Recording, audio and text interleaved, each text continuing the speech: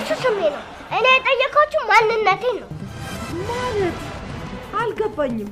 ሆ እናንተ ትልልቅ ሰዎች አይደላችሁ? እንዴት አይገባችሁ?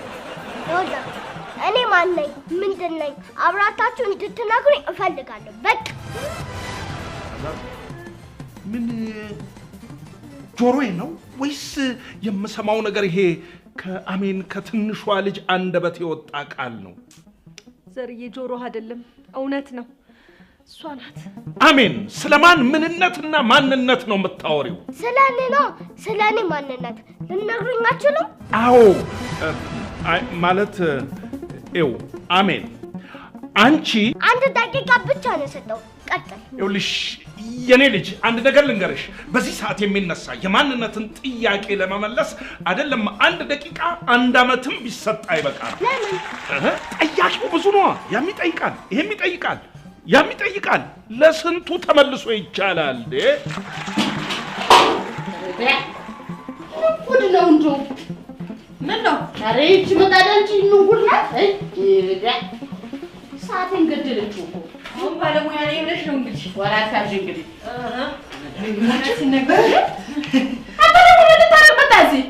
አንድ ጥያቄ ልጠይቃችሁ ነበር። አይ አዋቂ ሰው እኮ ነህ በእውነት። በትክክለኛው ሰዓት ወደ ትክክለኛው ሰው ነው የመጣኸው። እሺ ጥያቄ ምንድን ነው? ቆይ በትክክለኛው ሰዓት ትክክለኛው ሰው ጋር ማለትሽ ምን ማለትሽ ነው? እኔን መርጦ ያለኝን የተሻለ እውቀት ገምግሞ የመጣው እኮ እውቀት ስለሸተትኩት ነው። ኧረ በእናትሽ ሻሩቅ እየዳለኝ ድረስልኝ በእናትሽ። ሄደናት ሻርክ ብላሽች በእናትሽ አታስቂ።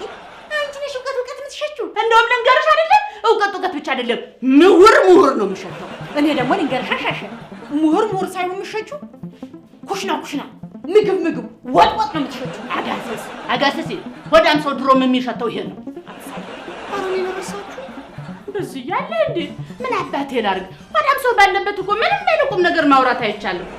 እሺ ጥያቄ ምን ነበር? ታለኝ ተውቀት ያንጣል በደንብ አድርጌ እንዳብራለህ ጠይቅም። አሜን እኔ ማን ነኝ ብላ ጠየቀች። ምናልባት ስሟ ጠፍቷት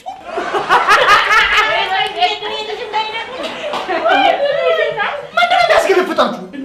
እንዴት አያስገለፍጠን ብሎናል። በአሁኑ ሰዓት የተማረውም ያልተማረውም የሚያውቀው ፖለቲካ መሆኑን አለማወቅ ነው የሚያስቀን። ፖለቲከኛ ታዲያ ህፃናት ሁሉ ፖለቲከኛ ሆኖ አይደለም አሜን ሳትቀር እኔ ማን ነኝ ብላ የጠየቀችው? ታዲያ ሁሉም ሰው ፖለቲከኛ ከሆነ ለምንድን ነው እኔ ፖለቲከኛ አልተባልኩት? እኔ የበዛብህ ምንም ነገር